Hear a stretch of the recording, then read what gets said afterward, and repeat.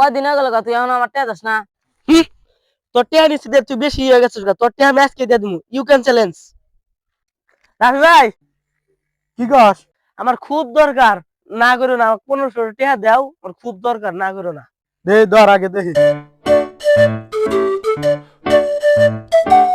এ পুরা 1500 টাকা আছে। ধর নে, খুব বিপদে পড়ছে আমি।